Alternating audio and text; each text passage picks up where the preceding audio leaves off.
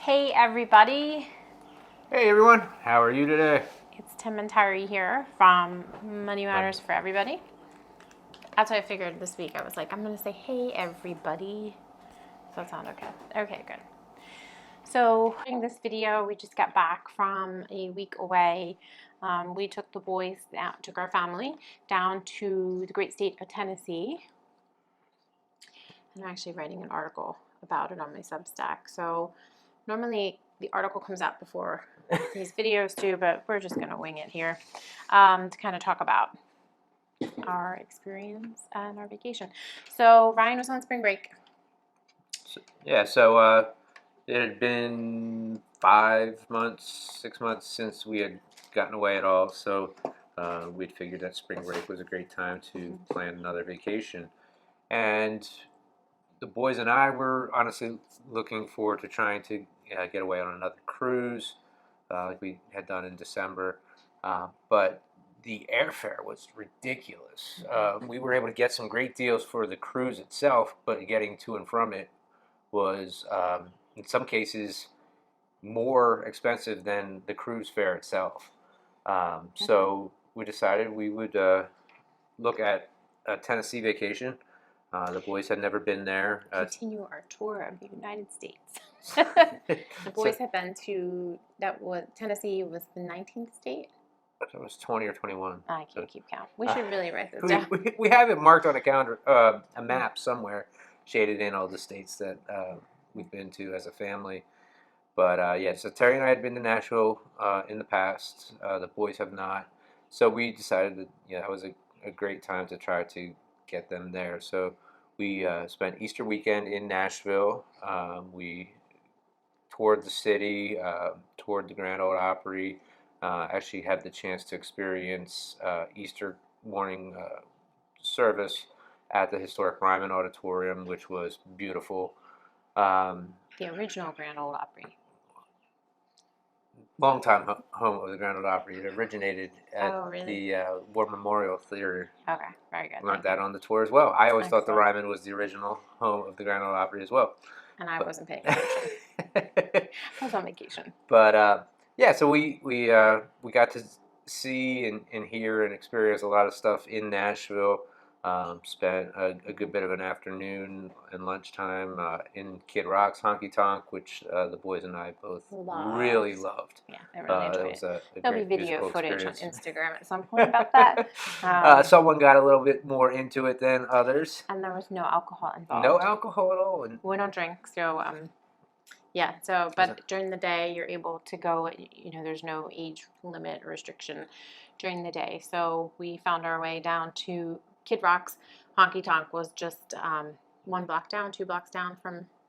It wasn't far. 1 block over and 2 blocks up from our hotel. So it was a great place to hang out. Yeah. So let's talk about money, because that's why everybody's here. Yeah. Talking about vacation and being out of debt. We are on baby steps 4, 5, 6, and 7.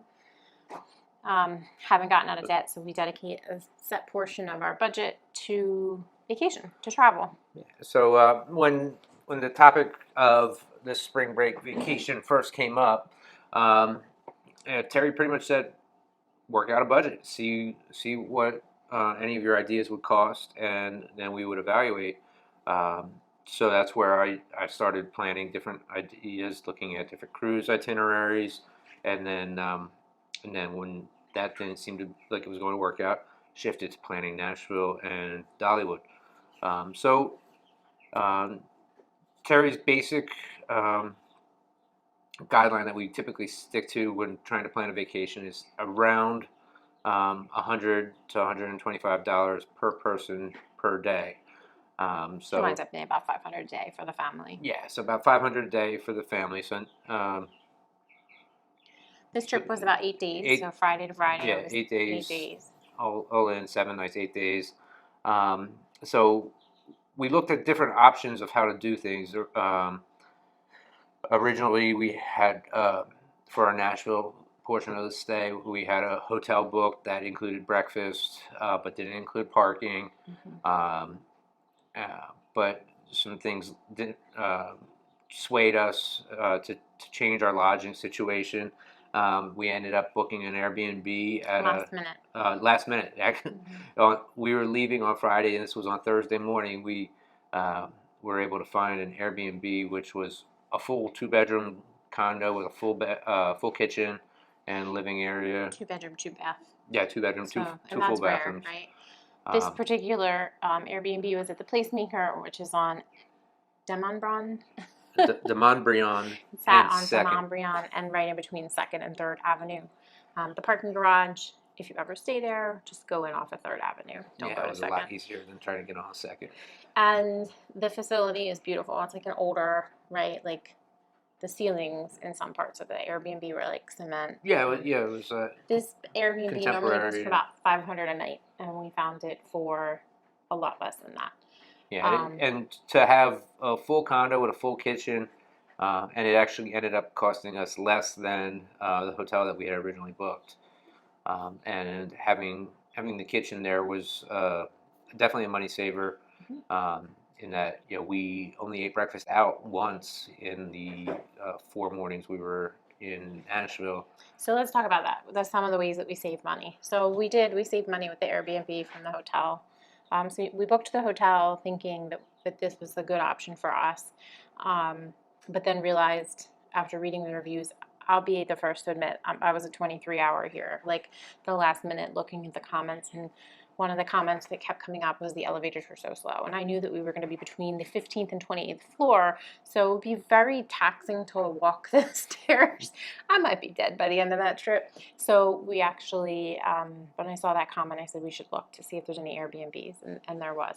So that was one of the ways we saved money. And the other way you said we saved money is we only ate breakfast out once, which that's a record for us. Yeah. Right? Normally, we at least have breakfast out 2 or 3 times. Yeah, because you and the boys are breakfast aficionados. I think we talked about breakfast that is before. breakfast to me. I am not a huge breakfast eater. Breakfast or is a fan always of a it, good but idea.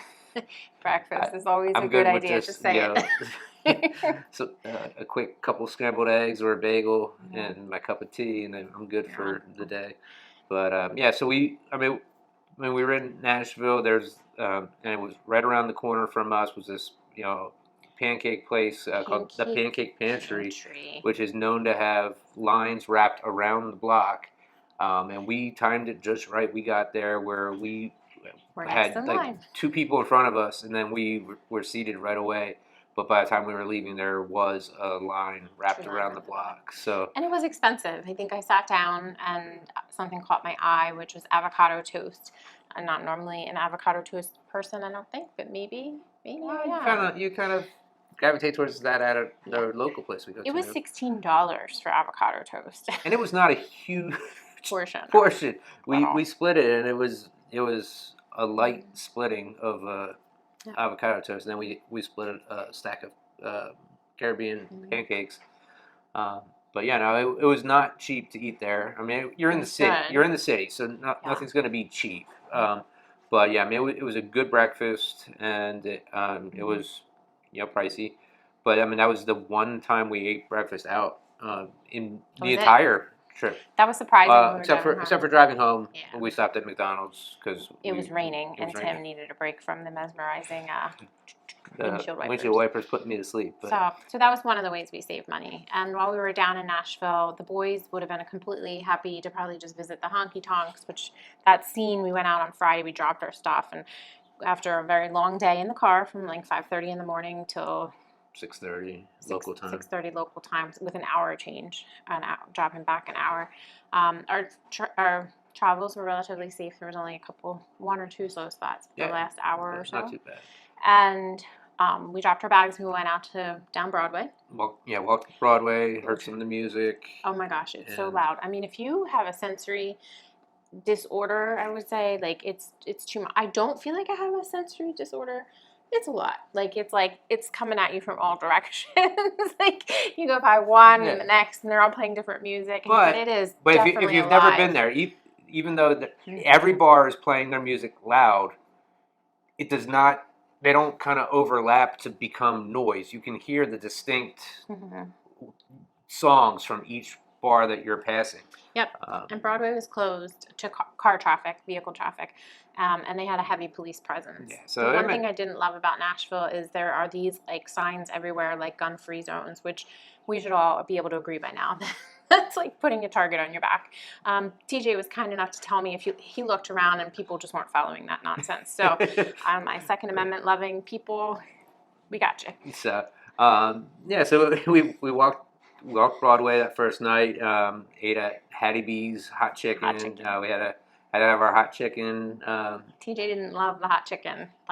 Yeah, I think he had a different interpretation of what hot chicken was going to be because he's used to buffalo wings, where it's a breaded or a buffalo chicken sandwich. Up here is a breaded chicken and the sauce in a sauce, where hot chicken is the way the bread is seasoned. It's in the batter, and we sat down we ordered mobile and grabbed a table there to eat, and the kids were like, "Look, Dad, they've got something that was called like insane hot or suicide hot," but I sign a waiver for that.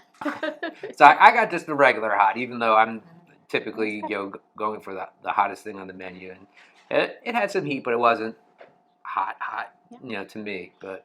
So that was our first night, just kind of roaming up and down Broadway, taking some pictures, had dinner at Hattie B's, and then headed back to the condo. Yeah, because it had been a long day. It was a very long day. And then the next day we went up to the Pancake Pantry and explored around town. That was the day we went towards the Grand Ole Opry. So much fun. There's so much to learn. I didn't even realize. So much history in that building. If you've never done it and you're ever down in Nashville, I highly recommend it. It's not cheap. It was a little bit pricier. When you have 4 people traveling, it's not cheap, right? It's much cheaper for the 2 of us to travel, but these experiences I think are important for our children as well. And then on Sunday we did the hop on, hop off, and that was another area where we actually saved money. Yeah, instead of having to take cab or Uber, from place to place around the city, we combined the two. We did the hop on, hop off trolley tour, which was very entertaining and informational. Gave us some background to everything, and then that was also our mode of transportation to go from spot to spot. Mm-hmm. We got off, we were able to take pictures, see a few things, and then back on the next one. They ran every 7 to 15 minutes or whatever. It was a lot of fun. Yep. And we were able to, actually, Tim was able, so one of my philosophies is just always try to find a coupon. Like maybe there's not a coupon out there, maybe a coupon doesn't exist, but at least try, right? And most millionaires still look for deals, still look for coupons. So I'm not going to be ashamed of that. I also believe that allows us to be more generous, right? So we don't necessarily keep that money, but we were able to give a bigger tip to the bus driver. Tip it to the driver or whatnot. And that's what we did. So we purchased, this was the Old Town Trolley, who has a parent site apparently.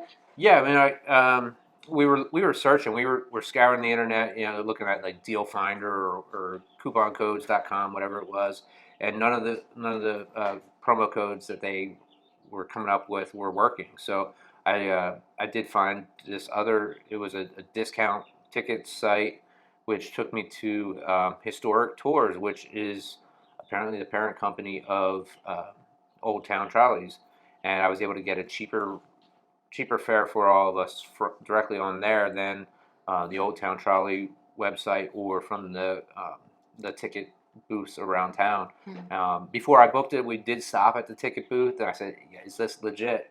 I don't want to, pay." I didn't know. Well, he didn't know at first, and then when I showed him that, look, it's the Historic Tours, he said, "Yeah, that's our parent company, so book it there. You'll get the QR code, and that's what they'll scan." And, that was great. And then Ryan got some guitar time in playing. He took his guitar. U2 lately. Yeah, played a few songs in a couple different spots, so we could take some videos to try to splice together for his YouTube channel. It was a lot of fun. Then on Monday we ventured on down to Franklin. Well, before we did that, I mean, we ended up eating dinner at the same place Saturday and Sunday night at Martin's Barbecue, mm-hmm. and one of the ways we saved some money there was both nights I split a combo meal with I think Ryan the first night and TJ the second night. So it was like a $30 combination meal, and we added 2 buns. So we were able to make buns. Don't ask for a roll. They'll say we don't have those. But if you ask for a bun, you can get one. But so that was a money saver there, and that and waste saver too, because I in the past would have eaten that entire kebab meal by myself, but We can't do that so anymore. we split that and then got some sides, and um, we're good there. So we were able to eat both nights. We ate there for less than $20 a person. Yep. Before any tip, but still to be eating in a city for under $20 a person, Yeah. is a win. I mean, if you got, again, we don't drink, but if you got a soda pop anywhere, you were paying at least $4. Yeah. And we're on vacation. Like, there is nowhere on this planet outside of vacation that I would be willing to spend $4 for a pop, as they say down south. Soda up north, okay? Soda. So on Monday, we went down to Franklin, which is the Dave Ramsey studio. We got to meet the legend, and we got our next book. Hopefully that my mic sounds like got a little weird. Baby Steps Millionaires. This has been on my wish list for a while. Sorry, Tim, like cutting your face out there. And Dave signed it for us, which is awesome. And I have pictures, so I'll share with you guys. And we got to watch a little bit of their show, toured around their facility. It was so much fun because I think it was surreal a little bit that we were in the place that these people literally have given millions of people like us hope. Yeah, I mean, granted, we were already starting to try to figure out how to get out of debt when we started following Dave Ramsey. So to have the opportunity to see him live and meet him in person, knowing that it was his theories and his teachings that kind of helped get us through the debt journey. It was his method but all of his methods came from the Bible. Correct. Yeah. So, and the Baby Step Millionaires, right? Like, this is our story. This is like who we are. Right. And it's not impossible. So I have another video that I created while we were on vacation in response to an Instagram. And so I'll share that at some point. The lighting wasn't that great, but you guys will have to forgive me. And this victim mentality in this country is just so, it's old. I'm over it. Don't come at me with, I can't get ahead. Like, this is where Dave and I, like, absolutely are aligned. Right. You want to be a victim? Sure, have at it. Go sit there and wallow in your tears, and you'll get nowhere. You want the government to save you? You'll be waiting a really long time. If you follow the steps in this book, he actually said, so I read this the whole ride home because it's about 200 pages, but the bulk of it's in like the first 110. And then the rest of it is the millionaire study, the study on millionaires. And a couple things that he had said in here were it's an average of 17 years from the start to finish for people, from the time that they start baby step 1 to the time they reach baby step millionaire. For us, it was less than 10. Yep. And we're just like, depending on the market, we're like right on the cusp. Less than 10. So you get to decide how hard you work. And that's become our motto around here. It's become my motto. TJ says he's going to have a shirt made for me with that patriotic Uncle guy. Sam. That's like, what is that? We need, or I want you, or we... Yeah. It's for me, though, it's going to say get to work, because that's what you need to do. You need to put in the work. If you want to win with money, you have to put in the work, and you can put in the work, and you can get out of debt, and you can become a millionaire. And also in here, he talks about a millionaire is not a billionaire. Right. So millionaires still need to budget. Millionaires still need to watch their pennies. Becoming a millionaire doesn't mean that you get this free pass. There's 1,000 times difference between a millionaire and a billionaire. Cool. And then so we visited Ramsey, and then we went down to Franklin Square because we were hanging around to have dinner with some friends of ours down in Franklin as well. Franklin Square is very similar to Gettysburg Square, so that was kind of cool. Had some ice cream. Yes, we did. Because, when in Rome. Yeah, so, I mean, and then, like Terry said, we spent the evening catching up with, a friend of mine from grade school and elementary school and middle school that and there's kind of, something to keep in mind that, keeping in touch with, people throughout your life, and just you never know when you'll be in another town and you'll bump into somebody that you were friends with or went to school with, and making time to get together and catch up. And Yeah. I mean, his older boys were about the same age as Ryan, so they. And then he has one younger son, but the boys had a great time hanging out, and Yeah. so they played and gave us adults a chance to catch up and talk for a couple hours. And then on Tuesday we transferred over to Pigeon Forge. It's getting a little long, so I'm trying to cut it up here. Tuesday we transferred over to Pigeon Forge to go visit Dollywood. So Ryan, I got a little bag of Dollywood here. Yes. We also stayed in an Airbnb on this leg of our trip. We stayed in a cabin. I wrote a review that was kind of really just very honest. I was honest, yeah. I mean, it was there were the place. The name of the place was called Best of View, and that was pretty much the highlight of it. It was a great view but there was a of little the bit. Smoky Mountains. Do cabins shake? Like, do they shake and sway? Built on stilts on the Didn't side feel of a like it mountain, was so level. Yeah, but the wall felt like it was like should have been reinforced. I don't know. Anywho, I couldn't wait to get out of there on Friday morning. But we were barely at the cabin. We went to visit Dollywood. Yeah, so to ride all the rides. So that was a lesson learned. I mean, we were looking at places to stay in the vicinity of Dollywood, and again, I broke it all out in a spreadsheet, trying to figure out the best way to do it price wise. We looked at staying at a hotel, staying at one of the Dollywood resorts, and then what ended up working out. The Staying at the Airbnb was a little pricier than staying at a hotel, but it gave us again some of the amenities and capabilities that we wouldn't have had at a hotel. It was 2 bedrooms and a loft. It had a full kitchen. Yeah, it was more space than we ever could have used. It had a full kitchen. Granted, the oven didn't work, but the stove did, so we were still able to make eggs and toast each morning.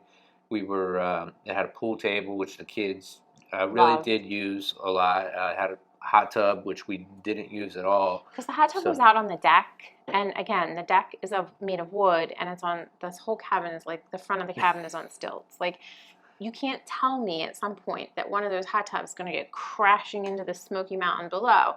So I was like, you know what, pass.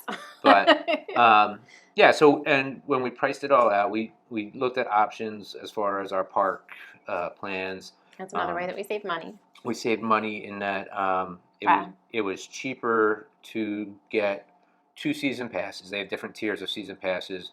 So we got one gold season pass, 1 silver season pass. And with the gold season pass, that got us free parking. So that saved us $50 for the 2 days we went to the park. It also gave us 15% discount in the park as far as merchandise and any food we ate. So the one day we had lunch in the park, and that saved us about $10 to $15. And then any merchandise. And the merchandise at Dollywood was it's not all made in China. Hershey Park up the street could use a lesson in this.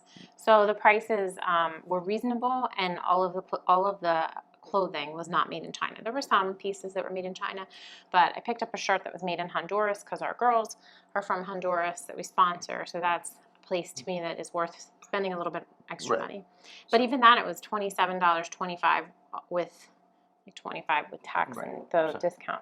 But that was another way that we saved money. Yeah, and then by purchasing the 2 season passes, when we purchased them, they were offering a promotion where season passes, you got an extra guest pass, bring a friend pass. Mm-hmm. So we had the 2 season passes, each of which had 2 bring a friend passes.